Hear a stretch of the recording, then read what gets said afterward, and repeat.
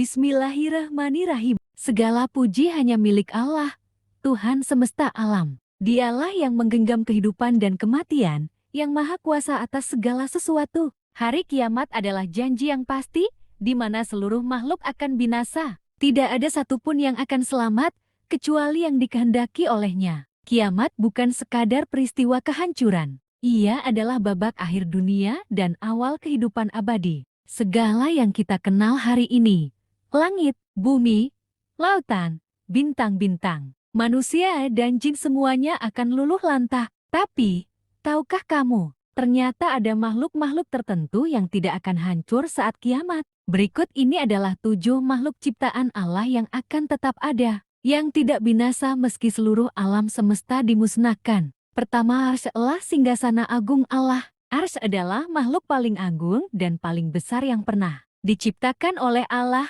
Arsy bukan seperti singgasana manusia. Ia adalah simbol kemuliaan dan kekuasaan Allah yang berada di atas seluruh ciptaan. Allah berfirman dalam surah Al-Haqqah ayat 17, dan para malaikat berada di sekelilingnya. Dan pada hari itu, 8 malaikat menjunjung arsy Tuhanmu di atas kepala mereka. Bayangkan, pada hari kiamat, ketika semua makhluk porak-poranda, bumi terguncang, langit terbelah, lautan mendidih, dan bintang-bintang runtuh, arsy tetap tegak dan kokoh, dijunjung oleh malaikat-malaikat besar yang dikhususkan untuk tugas itu. Kedua, Lauh Mahfuz, catatan takdir. Lauh Mahfuz adalah tempat Allah mencatat segala takdir yang terjadi, sejak awal penciptaan hingga akhir zaman. Setiap tetes air hujan, setiap hela napas manusia, bahkan daun yang jatuh di hutan, semua tercatat di dalamnya. Allah berfirman, tiada suatu bencana pun yang menimpa di bumi dan tidak pula pada dirimu sendiri, melainkan telah tertulis dalam kitab Lauh Mahfuz sebelum kami menciptakannya. Qiyas Al-Hadid ayat 22. Lauh Mahfuz tidak akan hancur karena fungsinya bukan hanya untuk dunia. Ia adalah wujud pengetahuan Allah yang kekal. Ia akan tetap ada sebagai catatan abadi atas semua yang telah terjadi dan yang akan terjadi. Ketiga, kalam pena takdir. Rasulullah bersabda, yang pertama kali Allah ciptakan adalah pena. Kemudian Allah berfirman kepadanya, tulislah. Maka pena itu menulis semua yang akan terjadi sampai hari kiamat. H.R. Abu Dawud, Tirmidzi. Kalam ini bukan pena biasa. Ia adalah makhluk pertama yang Allah ciptakan sebelum langit dan bumi. Pena ini menuliskan seluruh kejadian dalam Lauh Mahfuz termasuk takdir setiap makhluk. Bahkan siapa yang akan masuk surga atau neraka. Kenapa kalam tidak hancur saat kiamat? Karena kalam adalah makhluk kehendak, bukan makhluk fisik duniawi. Fungsinya melekat pada ilmu Allah yang kekal. Sebagaimana takdir tidak pernah habis ditulis, begitu pula kalam tidak pernah selesai menjalankan tugasnya hingga akhirat tiba.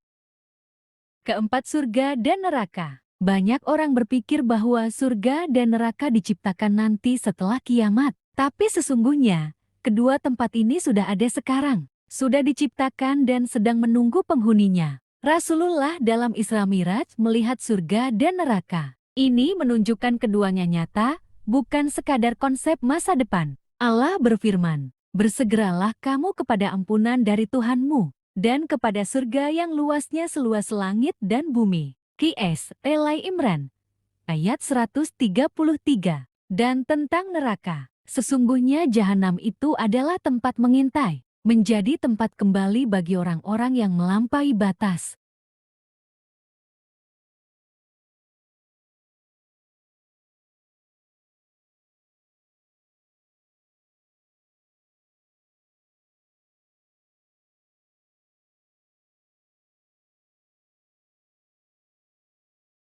Qiyas An-Naba ayat 21-22.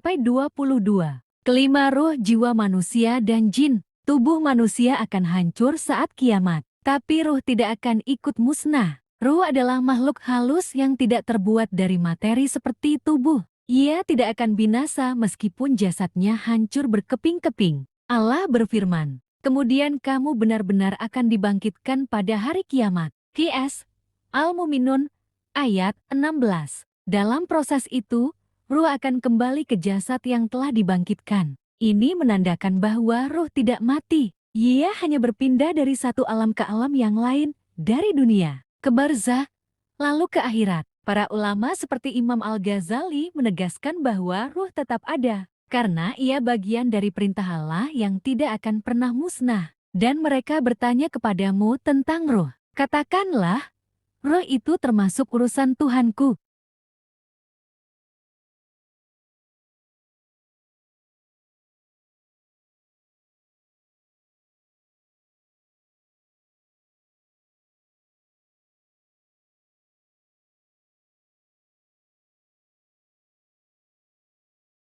Qiyas Al-Isra, ayat 85. Keenam malaikat yang masih ditugaskan setelah kiamat. Sebagian besar malaikat akan diwafatkan saat kiamat, sebagaimana manusia dan jin. Tapi ada segelintir malaikat yang akan tetap hidup hingga semua urusan selesai. Mereka adalah malaikat-malaikat yang memiliki tugas khusus setelah kehancuran dunia. Seperti Israfil, malaikat peniup sangkakala. Ia tetap hidup hingga tiupan kedua. Malaikat Malik, penjaga neraka. Malaikat Ridwan, penjaga surga. Dan beberapa malaikat pencatat amal yang akan bersaksi di padang mahsyar. Setelah semua urusan selesai dan seluruh makhluk dimatikan, barulah mereka diwafatkan sesuai kehendak Allah.